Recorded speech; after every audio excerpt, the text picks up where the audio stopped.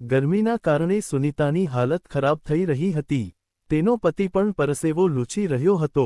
જ્યારે તેણે પોતાની માતા પાસે એસીનું રિમોટ માંગ્યું ત્યારે તેની માતા કહેવા લાગી, ખબર નહીં વહુએ રિમોટ ક્યાં મૂકી દીધું છે। સુનીતાને હવે લાગતું હતું કે તે નકામી જ પિયર આવી ગઈ, પરંતુ તેની બહેન વિનીતા આજે પિયર આવવાની હતી અને સુનીતાએ જ જીદ કરીને તેને બોલાવી હતી જેથી તે તેને મળી શકે। સુનીતાના લગ્ન એ જ શહેરમાં થયા હતા અને વિનીતા બીજા શહેરમાં રહેતી હતી। આજે તે 6 મહિના પછી પિયર આવી રહી હતી, તેથી સુનીતાએ બહેનને મળવા માટે બોલાવી લીધી હતી।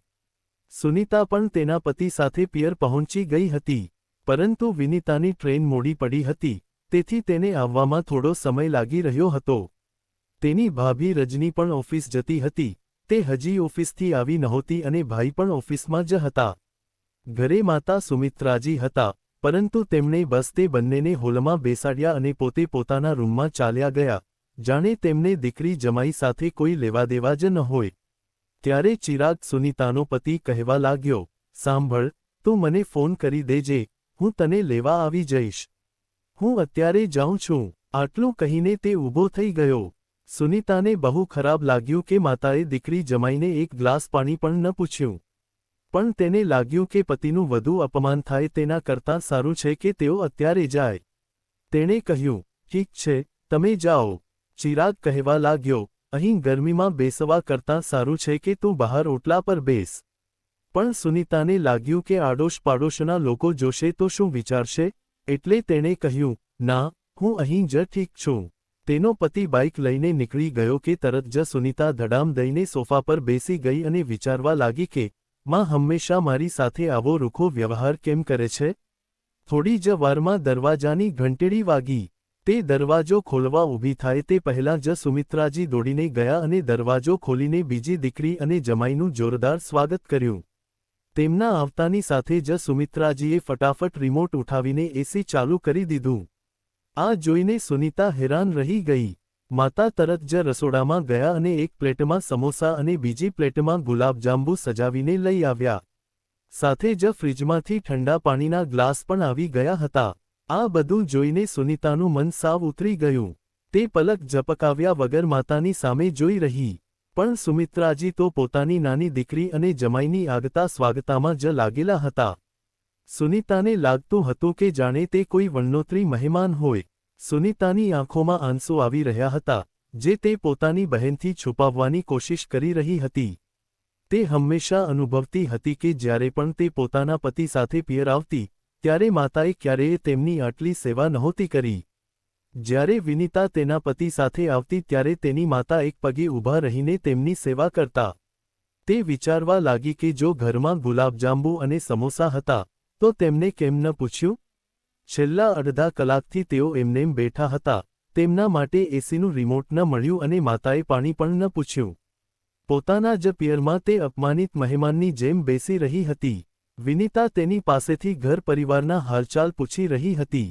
તેણે સુનીતા તરફ સમોસા અને ગુલાબજાંબુની પ્લેટ વધારી, પણ હવે સુનીતાને તે અડવાની પણ ઈચ્છા નહોતી। તેણે સ્મિત આપીને ના પાડી દીધી। જોકે તેનું ગળું સુકાઈ રહ્યું હતું, એટલે તેણે એક ગ્લાસ પાણી પીધું। તેને એ પાણી પીવું પણ બહુ ભારે લાગી રહ્યું હતું, જાણે તેણે 2 ઘૂંટ પાણી પીને માતાનું કોઈ મોટું નુકસાન કરી દીધું હોય। જ્યારે પણ વિનીતા આવતી ત્યારે વિદાય સમયે માતા તેને મોંઘી સાડી આપતા, પણ સુનીતાને ક્યારેય કંઈ મળતું નહોતું, કારણ કે તે તો એ જ શહેરમાં રહેતી હતી અને જ્યારે મન થાય ત્યારે કલાક 2 કલાક માટે આવી જતી હતી। હવે આટલી વારમાં માતા તેને શું વિદાય આપે? પરંતુ તેના લગ્ન પછી માતાએ તેને ક્યારેય કંઈ આપ્યું નહોતું। તેને કોઈ ભેટની લાલચ નહોતી, પણ તે બસ એટલું જ વિચારતી હતી કે માતાના પ્રેમમાં આટલી કમી કેમ આવી ગઈ?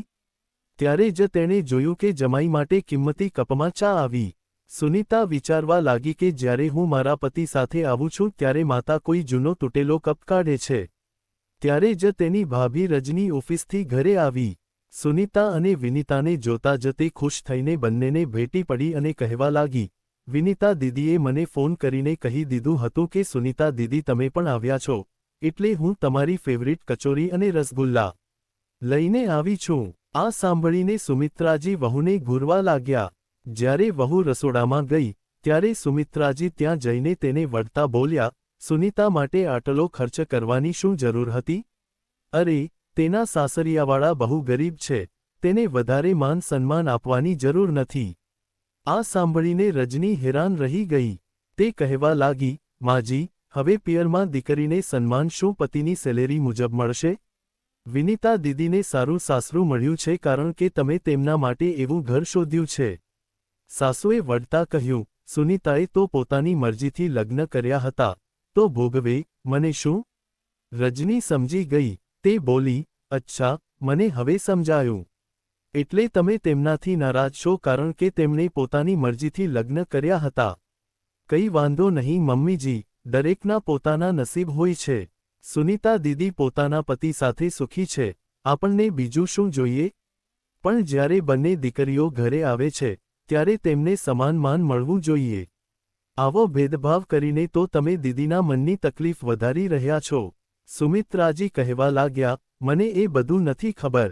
મારા માટે તો બંને જમાઈ અલગ અલગ છે અને તેમનું માન સન્માન પણ અલગ જ હોવું જોઈએ, એવું મારું માનવું છે. રજનીને બહુ દુઃખ થયું. તેણે કહ્યું, તમારી પણ બહેન છે ને? તમે બંને પિયર જાઓ અને તમારી સાથે આવો ભેદભાવ થાય તો તમને કેવું લાગે? ભેદભાવની શરૂઆત માતા પિતા જ કરે છે અને તેનાથી જ બાળકોના સંબંધોમાં અંતર આવે છે. કાલે જો તમને કંઈ થઈ જાય, તો બંને બહેનોમાં એટલો પ્રેમ હોવો જોઈએ કે તેઓ એકબીજાનો સાથ આપી શકે. પણ તમારા આ ભેદભાવના ઝેરને કારણે આ સંબંધ બરબાદ ન થઈ જાય. આટલું કહીને તે પાછળ ફરી તો તેની નજર સુનીતા પર પડી. તે રસોડાના દરવાજે ઊભી બધું સાંભળી રહી હતી. તેને ત્યાં જોઈ રજની થોડી ગભરાઈ ગઈ. સુનીતા આગળ વધીને ભાભીને ભેટી પડી અને જોરજોરથી રડવા લાગી. તેણે કહ્યું, ભાભી, માની વિચારધારા જેવી પણ હોય, પણ મને એ વાતની ખુશી છે કે મારી ભાભી એટલી સારી છે કે જેણે મારા વિશે વિચાર્યું. લગ્ન પછીથી જ હું જોઈ રહી હતી કે માં અમારી વચ્ચે ભેદભાવ કરવા લાગી છે. માં, શું તારા પ્રેમમાં મારા માટે કમી આવી ગઈ છે? જો મારા પતિ કાલે વધારે કમાવા લાગે તો શું તું મને પહેલા જેવો પ્રેમ કરીશ? બોલતા બોલતા તેનો અવાજ બેસી ગયો. હવે સુમિત્રાજીની આંખોમાંથી પણ આંસુ વહેવા લાગ્યા. તેમણે આગળ વધીને સુનીતાને ગળે લગાવી લીધી અને કહેવા લાગ્યા, મને માફ કરી દે મારી દીકરી. તમે બંને હંમેશા મારા માટે એક સમાન હતા. યાદ છે, બાળપણમાં હું તમારા બંને માટે એક સરખા જ કપડાં લેતી હતી? બસ મારા મનમાં એ હતું કે હું તમારી બંનેની શાદી સારા ખાનદાનમાં કરાવું. તે તારી જીદથી ગરીબ ઘરમાં લગ્ન કર્યા એટલે હું તારાથી નારાજ હતી અને એ ગુસ્સો તારા પર કાઢતી હતી. ત્યારે રજનીએ સાસુને સમજાવ્યા, માજી, સાચી ખુશી તો અપનાપણામાં હોય છે. પૈસા વધારે હોવાથી શું થાય? ક્યારેક અમીર ઘરમાં પણ દીકરી સુખી નથી હોતી. તમારે તો ખુશ થવું જોઈએ કે દીદી સુખી છે. સુમિત્રાજીએ ધીમેથી કહ્યું, હા વહુ, આજે મને મારી ભૂલ સમજાઈ ગઈ છે. હવેથી હું ક્યારેય ભેદભાવ નહીં કરું.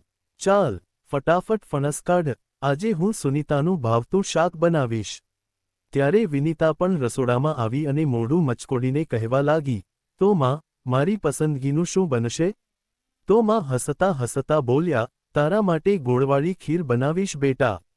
આ સાંભળી સુનીતા અને વિનીતા બંને માતાને વળગી પડ્યા.